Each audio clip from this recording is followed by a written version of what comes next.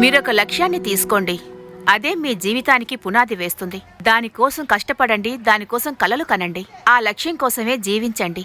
మెదడు, చర్మము, నరాలు, ఒంట్లో ఉన్న ఒక్కొక్క భాగాన్ని మన లక్ష్యాన్ని చేరవేస్తుంది. మరి ఇంక ఎలాంటి ఆలోచనల్ని మీ మైండ్లో అస్సలు పెట్టుకోకూడదు. స్టూడెంట్స్, ఇది ఎవరు చెప్పారు?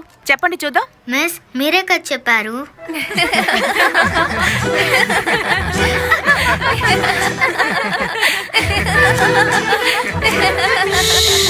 ఆ వాక్యాన్ని చెప్పింది నేను కాదు, వివేకానంద. కనీసం అదైనా చెప్పింది కదా, నవ్వకండి. నిన్న అబ్రహం లింకన్ గురించి చదవమని చెప్పాను కదా, ఎవరు చదవచ్చారు? మిస్, నేను చెప్తాను మిస్. ఏది చెప్పమ్మా.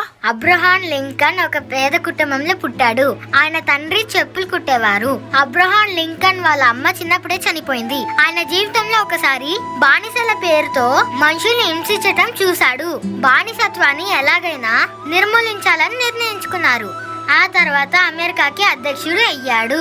ఆ తర్వాత బానిసత్వాన్ని నిర్మూలించాడు. పర్వాలేదే, కరెక్ట్ గానే చెప్పావే.